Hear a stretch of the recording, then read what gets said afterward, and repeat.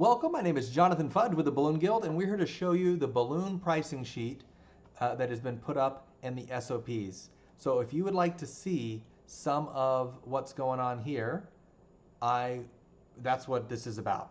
So if you need to cover and figure out your overhead prices, that's not typically easy for someone just starting out. This allows you to put in prices every single month of the year, organized by category. It totals everything automatically for you. And at the bottom, it does a bunch of math for you. So let me show you what this looks like when it's filled out. And I have an example in this file as well. So if you've accessed this from our SOPs, you should also have this example. So what this is numbers for advertising, pay-per-click, promotional, printing materials, business cards, website hosting, pay-per-lead services, uniforms, network memberships, meals and entertainment, etc. It does not matter where you put it. So in some of these I have the same thing all the way across, and some of these I have a lot more in one place and a lot less or more somewhere else. It's because it changes. So if it changes and you want to be that granular, you can, or you can just put it all in one row and say this is for the whole year. So if you just want to get some stuff in there, but note, all the stuff at the top and all the stuff on the side automatically fills out for you. So if I change something here, it's going to change here and here and here and everywhere else it needs to. So you don't have to worry about adding or changing or doing any of the math. It has customer acquisition, miscellaneous costs, commissions, fees, bank charges, dues, subscriptions, disposal fees, that kind of thing. General office and administrative costs. Cost of goods and services. This is in addition to your materials that you're using that are specified for a job. So if you're building a column, this is not your column balloons. This is all the other stuff that you need to run your business. That's why a lot of this stuff is not in here. However, this same sheet can be used not just for overhead, but to track all of this if you wanted to copy and paste and use it for that. We also have travel. Now, went to a lot of conventions in the first couple months, so that's why this is here. Also went to some conventions here, so that's why this is here, and I had some other things in between. We also have legal and professional fees. We also have insurance. Very important to have insurance in your business. Penalty settlements, bad debts, interest, taxes, license, etc. And then what happens is it finds out the total, finds out the average per month. If you put in the number of events that you do in a year, it'll tell you the average cost per event that you have in overhead. So the average, with 471 events, the average overhead cost for each event is $315. Total revenue, in this case, was $298,650. So the average revenue for event, or money from event, is $634. The percentage of revenue that it is costing is 49.73 in this case, so it's just shy of 50%. And the average gross is $319. So what that means is the average event is $634. It average cost $315 before direct cost, and the average gross before direct cost is $319. So if that gives you an idea of kind of where things start. And then that moves us into our pricing tool. And I'm going to jump immediately to the one that's filled out. And right here, you can change this number. Basically, everything in yellow you can change. So in yellow, if you change this number, I changed it to 50 because that's what the example said is their overhead cost. I put 20 as the price we wanted for profit. So we put that in. And then what we're doing is we're pricing out these two columns as an example. So if you notice, we have white, blue, chrome gold, and we have two foils. The way I put that in here is I have a Qualitex 11-inch blue 100-count bag. It's about $15 retail. And I use blue balloons, and I put 36, and it costs $0 extra for that because I already have the bag of balloons. A 25-count bag is $10. A 25-count bag of gold chrome is $10. A 27-inch foil is $4.50, and we have two of those. And I also have an IKEA base. We have two of those at $9 each. So that's what all these numbers are coming from, and that's where we get $62. Now notice this is doing two columns. If you did it for one column, it would be the same price, but these would go down to 1.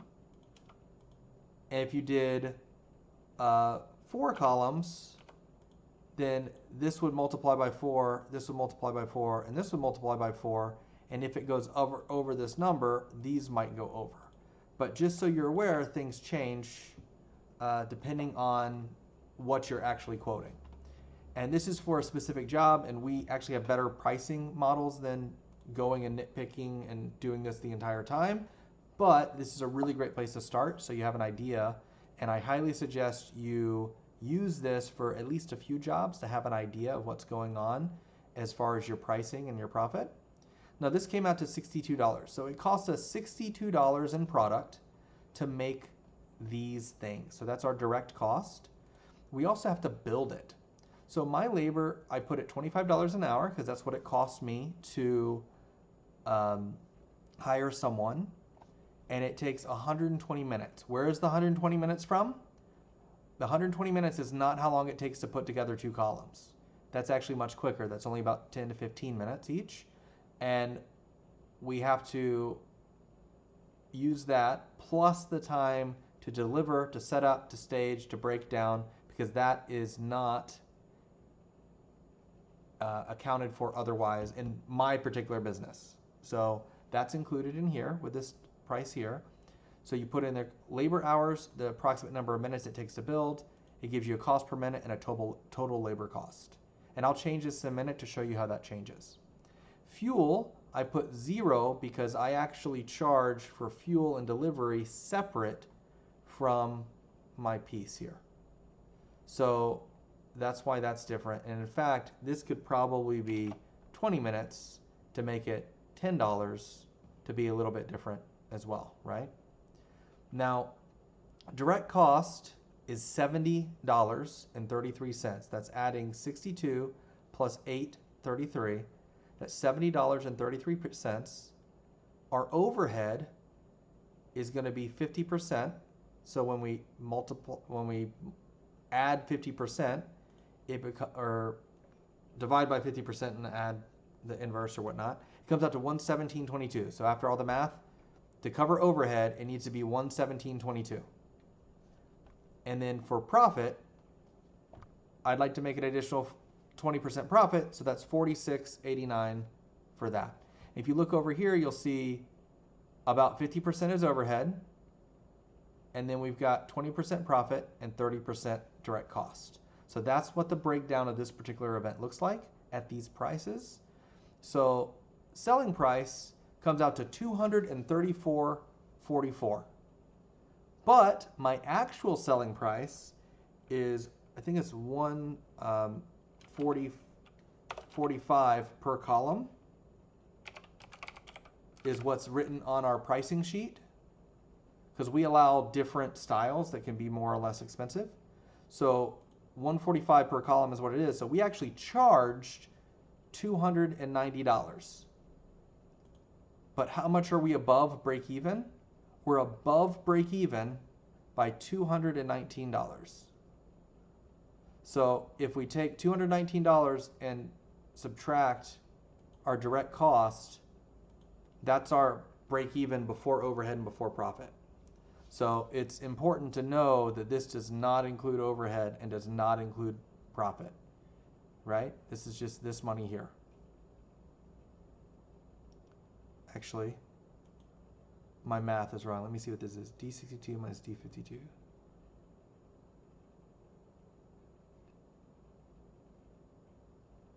Yeah, so it's just the selling price minus what the direct costs were. That's all this is. So it's a little different. It's the actual selling price in the difference of this. So it probably should be this here. So let me go ahead and look at that. 58. And that's how easy it is to change stuff. So our break even is 172.78. To break even on this job that has $62 in materials and $8 in labor, that comes out to $70 in direct cost, because of our overhead, we don't break even unless we charge $172. So if you pull up your calculator and you do 170, let's call it 173 divided by 2, you have to charge $86.50 minimum for each column, not accounting for delivery, not accounting for setup, staging, and breakdown, you have to charge at least $172 for the two of these to not make any money. But you should be charging $235, just so you're aware of kind of how that goes. Now, when I put this in at 120 and I put the fuel costs at, say, 10, and I start accounting for more travel and stuff, the selling price is closer to $406 is what it should be, and my break even is lower. But luckily, I actually charge $225 for delivery, and I charge $85 for breakdown, figured out similarly with different math, doing all my costs for delivery, all my costs for breakdown. These are the numbers I came up with. And this is how I've been able to stay profitable in my business, and I've been able to justify and charge things that make sense. Now, you've got an interactive pricing tool here that's blank. You can put your information in, type in your materials, quantity, cost per item, and it'll multiply quantity and cost per item to give you total cost.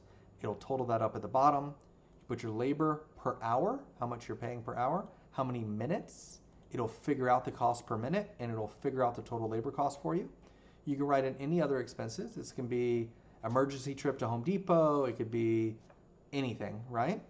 You put in your overhead, you put in your profit, and then you can put in your final selling price, your actual selling price. It'll tell you how much above break even with no profit you're doing as well. So it'll give you that number in case you want to look at that. Now, if you want to use this tool, but you like to print it out on paper and just write it out, this is what this page is for. This doesn't have any of the math stuff in it. It does have labels like 1, 2, 3, and it does that so that when you look on the next page, it'll actually give you all the formulas. So you can figure out the formulas on your own, and in this case, for number 6, when you're figuring out the overhead, you can pull that directly from the overhead sheet. But this is what this entire set of worksheets is for. When you're on your understanding your overhead page, these were put in here because these were things that made sense when I built this tool. If you see something that says printing materials or office supplies in one spot, but you also have it somewhere else, that's okay. Don't duplicate it in those two spots, but you can have it one place or the other. It doesn't really matter where, as long as you're consistent. If you look at the one that's filled out here, you'll notice some of these are empty. Some of these are empty, and that's okay. So some of this is CRM software, some inventory software. Notice how this is a yearly subscription, so it goes here. This was a different payment that we made for something else. This was a yearly subscription, or what we needed at the time. So it doesn't have to be all crazy for you. And then you can also look at where you're spending the money. Where am I spending the most money? Where's my money going to? Can I cut that back? Can I lower my overhead so that maybe my overhead is closer to, say, 50,000, 100. So if it costs you $50,000, you have 100 events, and your total revenue is 100 grand, then your percent of revenue is 50%. Cost per event, average per event is 1,000. Well, maybe your average per event is not 1,000. Maybe it's closer to 500. Maybe it's closer to 250. So we can actually make this closer to 250 by having more events. Or we could do 100 events, and we can make it closer to being accurate with, I guess this would have to be lower too. If you're making 25,000, maybe you've got $12,000 in overhead. So that's going to put you at a similar spot, but different, right? And then now here's the cool thing. If you get 200 events, your cost per event goes down. Your average per event goes down. You can then say you raise it only to 40,000. your average is 200. You grow, so like as you're playing with these numbers, how much your overhead expenses are, the number of events you have, and the amount of revenue you take, it changes all of these additional numbers. And if the closer you can get your revenue to say 20%, that's going to allow you on your pricing tool to go down here and say, let me go to the example one. Instead of saying I have to charge $406, maybe it's $203, right? So it changes drastically when your overhead changes. But that's also important to know that it changes drastically when your overhead changes. So when you're going in here, you want to make sure you have every single little thing that matters. It's going to be rent. If you're at home, you need to also put in the percentage of your home that you're using for your office.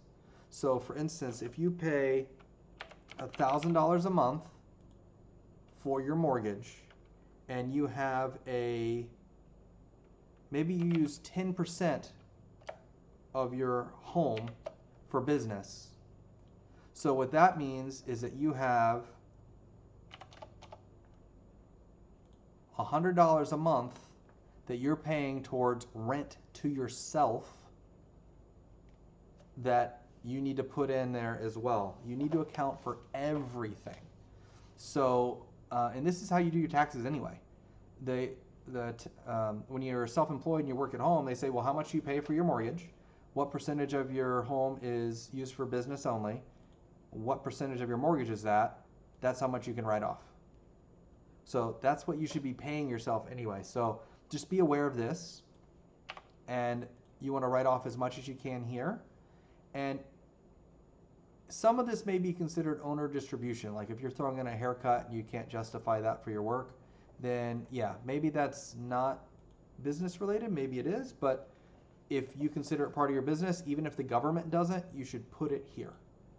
And then when it's all said and done, you will put in a couple of numbers here, your number of events, your revenue, and whatever this total comes out to, and that'll give you the magical numbers to tell you your percentage of overhead, the cost per event based on the number of events that you did, and the average event price is just good to know. But these are the numbers that help you determine later on for pricing. You can know that every single event in this case costs $315, and therefore you should theoretically make sure that you have $315 set aside for every event. Now in my case, if that's 315 plus 225 plus 85, and that ends up being the I didn't actually do my math. That ends up being the delivery fee, the breakdown fee, and the base. That means I have to charge $625 for every event before I make any money. So $315 item. I would probably make it a $325 item, and I would try to sell as many of those as I possibly can. And then I would try to figure out this as well. And in fact, if it's a $325 item, they probably don't want to pay as much here. So what I would do is I would take $625, and then I would, how would I divide that up? I would make that, what I'm trying to do is I'm trying to create an item that's cheaper. So let's subtract, say 75 for delivery, and let's subtract 85 because I'm going to make it so I can drop it off. And that's going to be about $400. So I'm going to try to find a $400 item. That's a lot more than 400. I'm going to try to pitch it for 75, and then I'm going to try to sell for 475 as many as I possibly can of these items, which is going to be lower than my average event but higher than my cost per event, and that theoretically should allow me to raise my revenue, raise my number of events, and eventually lower my cost per event. Though my average per event will be down because I'll do more events, it'll give me ability to play with that. Now, if I lower my price too much in hopes of getting more items, then I have to make sure I'm hitting every single one of my expenses correctly, or I might be just bleeding money on gas or tolls, or maybe the number of speeding tickets I get because I like to rush to events. Like, every one of those things add up in your expenses and become overhead. And it's really important that you think about them very granularly, or you talk to your accountant and say, what were my expenses, and just type in that one number at the bottom and pop it in. But you got to start somewhere. This allows you to start month by month. Just go through your statements. What did I spend in each of these categories? Or what did I spend, period? And where does it go in these categories? And then as you move through, you'll be able to know your overhead. And this, by the way, is something that you should do every single year, because theoretically your number of events should go up, your revenue should go up, your average per event theoretically should go up, and when those numbers go up, the percentage of revenue, if you're frugal with some of this, should go down, which means your profit should go up, which means your average growth should be higher and higher at every event, or every year. So that's kind of how you can grow your business.